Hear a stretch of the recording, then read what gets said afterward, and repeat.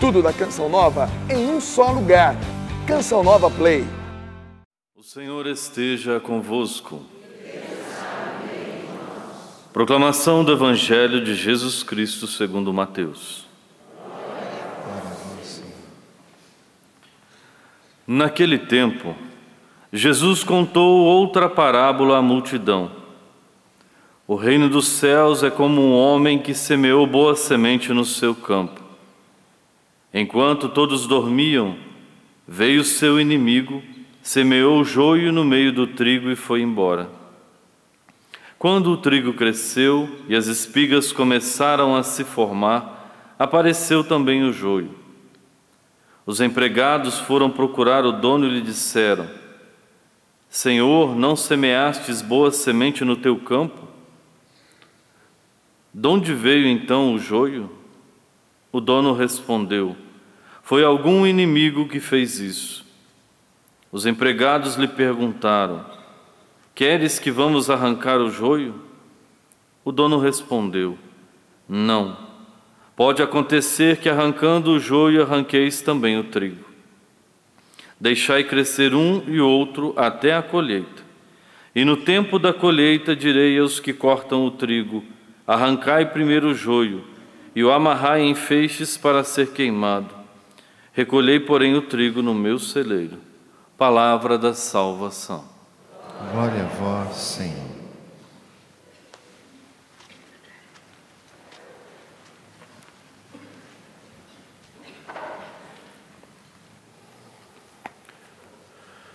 Meus amados irmãos e irmãs, a liturgia da palavra de hoje nos traz a parábola do joio e do trigo. Uma realidade também que está presente na nossa realidade histórica. Por que Jesus, o evangelista, nos apresenta esta parábola?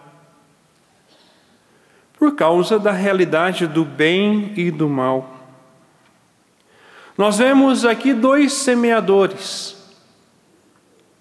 Um que semeia a semente de trigo com a qualidade Embrapa, ou seja, uma qualidade superior, uma semente pura, selecionada, em um terreno bom. E logo o dono vai esperar uma boa colheita. Se a semente é selecionada, se ela passa por esse processo, não tem sementes de ervas daninhas ou outras realidades. Depois nós vemos o segundo semeador, que traz e lança à terra o joio. Uma erva daninha que irá prejudicar aquela plantação de trigo. Esta realidade do joio e do trigo diz do bem e do mal, das pessoas que buscam a vivência da palavra de Deus e colocam em prática, e aquelas que preferem escutar e deixar que as sementes do mundo, a semente do mal, as domine e as conduzam. Sempre houve essa disputa. Desde o início da igreja existe, dentro da própria realidade da primeira comunidade cristã ali, aqueles que vivem a fidelidade à igreja e ao evangelho, e aqueles que preferem dar ouvidos às heresias. E quantas heresias foram surgindo ao longo dos séculos? Muitas. E ainda muitas destas heresias que foram combatidas pela Igreja Católica permanecem no dia de hoje também. E outras novas foram surgindo. Muitos dentro da igreja têm um espírito de justiceiro, assim como a atitude dos servos, Mas, mestre, o Senhor não semeou sementes boas, semente selecionada? De onde veio esta semente de joio, desta erva daninha? Vamos arrancá-la. Mas o dono daquela sementeira, daquela plantação, com sabedoria vai dizer: não, vamos esperar crescer e no tempo da colheita vamos separar, porque corremos o risco de arrancar, ao arrancar a erva daninha, de prejudicar também o trigo. E desta forma, muitas vezes nós agimos assim. Com o espírito de justiça, queremos agir como justiceiros, arrancar aquela praga a todo custo, de todo jeito. Utilizamos muitas vezes de palavras que não convêm para o cristão, ou seja, nos rebaixamos e nos colocamos em risco porque murmuramos, reclamamos, apontamos o dedo, julgamos, seja com pensamento, seja no ato. E nós vemos por aí diversos vídeos espalhados pela internet de pessoas assim, querendo fazer justiça com a própria mão, só porque conhece um pouco mais da doutrina da igreja, acha que está acima de todos, ou de tudo. Lógico que nós também não podemos passar a mão na cabeça. Se existe uma situação errada dentro da nossa casa, dentro da nossa família, e eu sou um cristão verdadeiro, eu preciso ajudá-lo com misericórdia.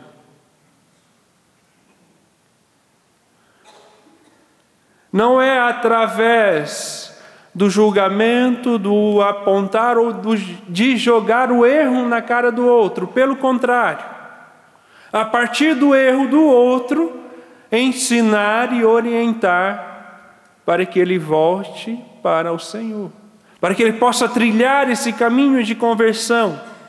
Por isso o dono daquela plantação, ele esperou que tanto o joio quanto o trigo crescesse. Dentro da igreja nós vamos ter pessoas fiéis, e fiéis aqui eu digo, aqueles que buscam realmente viver a doutrina da igreja, o Evangelho,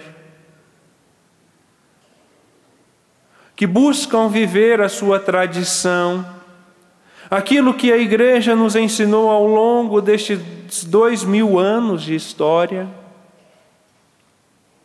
Mas nós não podemos ser extremistas, ou liberais demais, ou tradicionais ao extremo.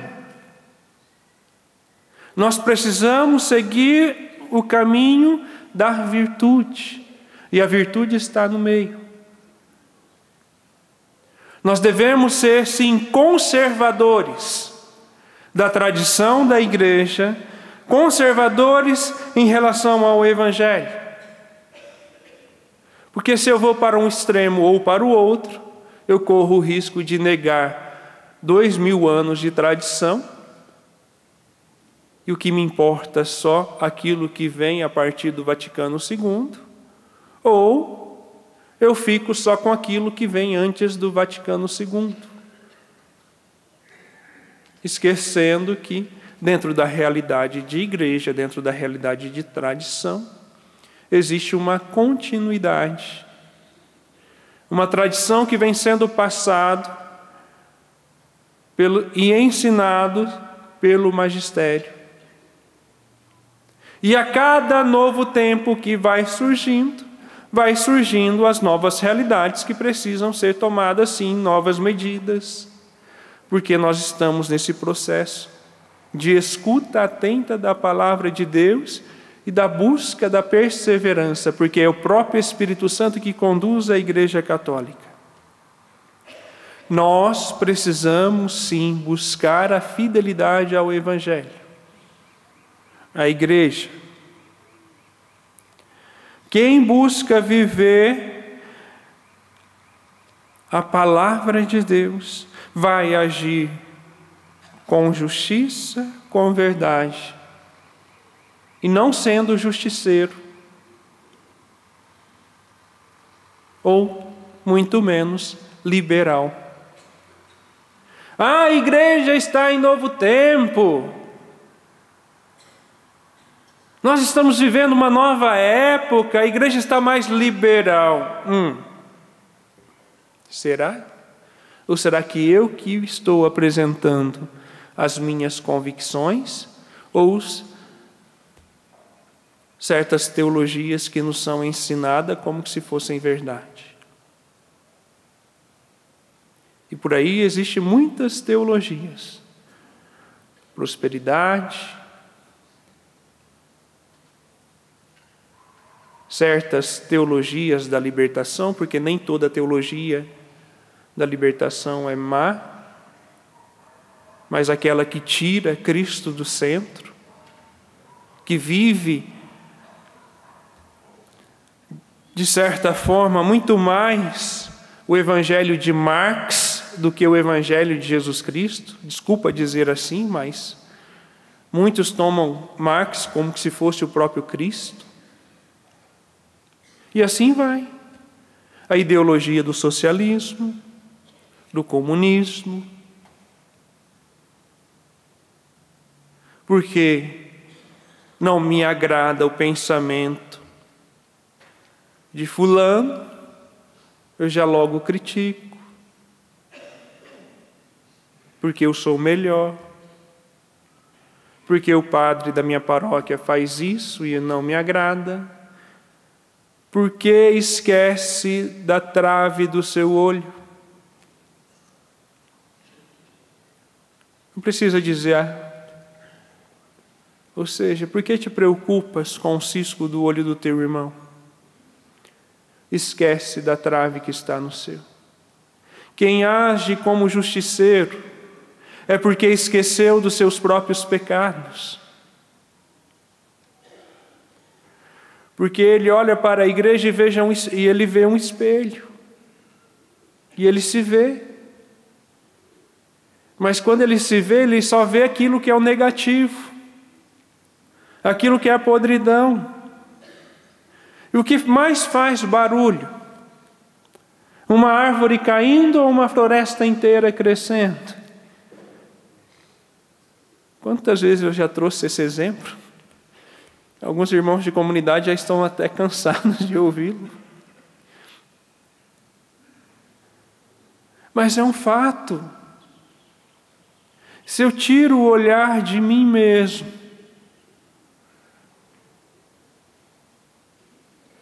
começo a colocar o olhar nos outros, e a partir do momento que eu paro, eu deixo a vida de oração de lado, eu deixo a leitura da palavra de Deus de lado, eu entro na igreja para a celebração eucarística e saio e nem sequer recordo daquilo que foi rezado, e muito menos do evangelho do dia. Vivo a Eucaristia de qualquer forma, de qualquer modo, comungando em pecado mortal, comungando diante das realidades de pecado e tantas outras situações.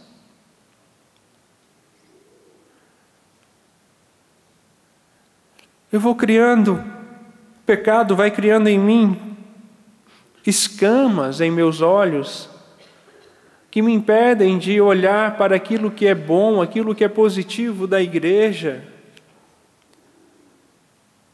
Me impedem de tocar no mistério da graça de Deus. Me impedem de viver a santidade de vida, porque eu quero viver a justiça.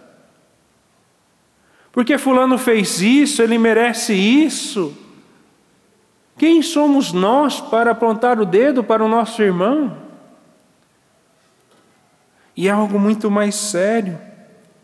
Porque se eu julgo, com a mesma medida eu serei julgado. É tempo de se voltar para Deus. É tempo de se deixar ser movido pela graça de Deus. Permitir que o Senhor tome conta da nossa vida e Ele possa extirpar no nosso coração todo o joio que foi semeado. É lógico que naquela época que Jesus trouxe essa parábola, não existia toda a tecnologia que hoje existe dentro da agropecuária. Mas hoje é muito fácil, você vai lá, numa loja de agropecuária, compra lá um herbicida, e com a tecnologia hoje, se você vai lá plantar milho, tem um herbicida que você vai lá, compra, você pode passar em cima daquela plantação de milho que só vai matar as ervas daninhas e não vai prejudicar a plantação de milho. Se você planta o feijão, tem o próprio herbicida para o feijão, que você pode passar, vai matar a erva daninha e não vai. É muito mais fácil. E qual é esse herbicida que nós temos que usar hoje? É a graça de Deus. E como que eu vou adquirir esta graça de Deus? Me voltando para o Senhor, me arrependendo dos meus pecados, fazendo uma boa confissão. Fazendo uma boa confissão, confessando todos os meus pecados, vivendo a Eucaristia. Pequei, vou lá, confesso. Mas para confessar eu preciso estar arrependido e com o propósito de não mais voltar a cometer o mesmo erro. E desta forma, se eu estou em pecado grave e mortal, eu volto para a graça de Deus. Voltando para a graça de Deus, eu preciso me fortalecer. Através da Eucaristia, da oração pessoal, a vivência das 5 pedrinhas. Aí volta aqui a confissão, a Eucaristia, a leitura orante da Palavra de Deus, o Santo Terço, o jejum e a penitência. E desta forma nós vamos matando aquilo que são as ervas daninhas que nós trazemos em nós. E quais são essas ervas daninhas? Quais são os joios que nós trazemos em nosso coração? A falta de perdão. Perdão não é um sentimento, é uma decisão. A partir da decisão de perdoar, eu preciso trabalhar sim os sentimentos, que é a raiva, a mágoa, o rancor. Os adultérios da vida, que não é só o esposo ir lá sair com outro homem, trair o seu esposo, mas está na pornografia e toda a realidade de vivência da sexualidade errada. Em meio à sociedade existem tantas ervas daninhas que são tratadas como se fosse algo vital e necessário para o ser humano. A ideologia de gênero, o Vaticano lançou um documento recentemente falando sobre essa realidade na educação. E você que é pai, vale a pena ler. O nome do documento é Homem e Mulher os Criou. É preciso conhecer a doutrina da Igreja para não ser enganados pelas falsas ideologias. Assim como o socialismo, o marxismo, o hedonismo, o niilismo, que vai se misturando e vai se formando novas categorias.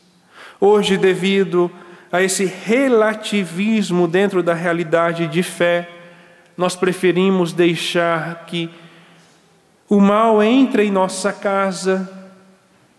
Há pouco tempo atrás, por exemplo, uma rede de streamer bem conhecida, junto com outro grupo americano, decretou que não iria produzir mais filmes em um estado, se eu não me engano da Geórgia, não recordo, porque o Estado voltou atrás em relação ao aborto, ou seja, eles têm que praticar aborto, senão nós não vamos fazer mais filmes lá nesse Estado, que iria prejudicar todo o Estado em relação à economia. Cadê que os católicos realmente se manifestaram? Dentro da realidade do mundo todo, apenas 100 mil deixaram de ser assinantes por causa desta realidade. Talvez você ainda tenha lá na sua casa uma assinatura da Netflix. Nós estamos dando audiência à Disney, Hakuna Matata, né? Enchendo carros por aí, fazendo uma verdadeira peregrinação de uma cidade para outra, para cultuar, né, essas redes que só infiltram ideologias falsas. Dentro da nossa casa nós deixamos despejar lixo pela televisão. Qual é a nossa atitude para combater as ervas daninhas? Muitas vezes nós cruzamos o braço e deixamos. Deus nos pede no Evangelho, ou seja, Jesus nos mostra no Evangelho, que assim como o agricultor ele espera tanto o joio quanto o trigo crescer para ser retirado, mas também nós precisamos ter a nossa atitude. Eu não vou poder esperar a segunda volta de Cristo para poder mudar de vida. Cristo está voltando, agora eu me converti. Não. Deus, Ele é paciente. Ele está te esperando para que você retorne para Ele. Ele é amor, é misericórdia, mas tome cuidado, porque Deus é justiça. Deus te espera, mas Ele não vai te esperar pela eternidade. Ou você muda de vida, ou você fica para trás. Ou você muda de vida e assim como o joio, você será lançado fora. É tempo de se converter, é tempo de conversão. Por isso nós estamos vivendo este tempo da misericórdia que o Senhor está nos dando. Onde tanto o joio e o trigo está crescendo, mas se eu vivo como joio, eu preciso buscar a minha conversão. Por isso esse tempo da misericórdia. Por isso esse tempo que nós estamos vivendo. É tempo de se voltar para Deus. É tempo de conversão, mudança de vida. É tempo de adesão ao Senhor Jesus Cristo. E a adesão a Cristo exige de nós mudança de vida, porque Jesus está voltando. É tempo de acordar para a vida, é tempo de se levantar. É tempo de deixar para trás a vida velha e tomar novas atitudes, fazer novas escolhas, escolhas que te levam para Deus, e não as escolhas que você está fazendo e que está te levando para longe. Acorda, meu irmão, minha irmã. É tempo de voltar o seu olhar para a cruz de Cristo. É tempo de se voltar para a Eucaristia e entender que sem Deus nós não somos nada. Mas se eu prefiro viver sem Deus, Deus vai continuar vivendo ali como Ele é.